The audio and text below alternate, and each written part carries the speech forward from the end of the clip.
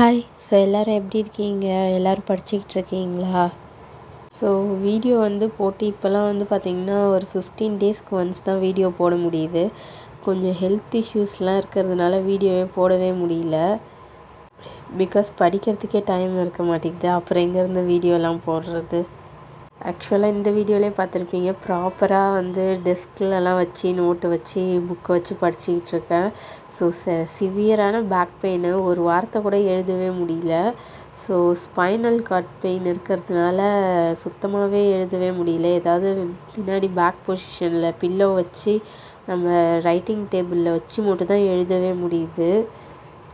மனசும் மூளையும் பார்த்திங்கன்னா படின்னு சொல்லுது. பட் ஆனால் அந்த படிக்கணும்னு தோணுது. பட் ஆனால் உடம்பு பார்த்திங்கன்னா கிட்டத்தட்ட 1% கூட படிக்கவே முடியல. அந்தளவுக்கு வீக்காக இருக்குது.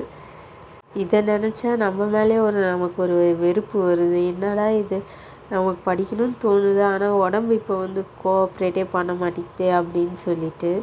இதுக்கு முன்னாடிலாம் பார்த்திங்கன்னா 2 ஹவர்ஸில் முடிக்க வேண்டிய சிலபஸ் எனக்கு இப்போலாம் 2 டேஸ் ஆகுது. அந்தளவுக்கு ரொம்ப ஹெல்த்து மோசமாக இருக்குது. பட் என்ன பண்ணுறது, இதுதான் லாஸ்ட்டு சான்ஸு. ஸோ அதனால் லாஸ்ட்டு சான்ஸுன்றதுனால நம்ம மிஸ் பண்ணக்கூடாது. நம்மளால் முடிஞ்சது கொஞ்சம் கொஞ்சமாச்சு. இப்போ உடம்பு நல்லா இல்லாதப்போ கொஞ்சம் கொஞ்சமாக படிப்போம். சரியானதுக்கப்புறம் நம்ம பிக்கப் பண்ணிக்கலாம் அப்படின்ற ஒரு தாட்லே தான் இருக்குது. நமக்கு ஒரு சக்ஸஸ் கிடைக்கணுன்னா இப்படி தான் ஆண்டவன் பார்த்திங்கன்னா சோதனை மேலே சோதனையாக கொடுப்பான் போல இருக்குது.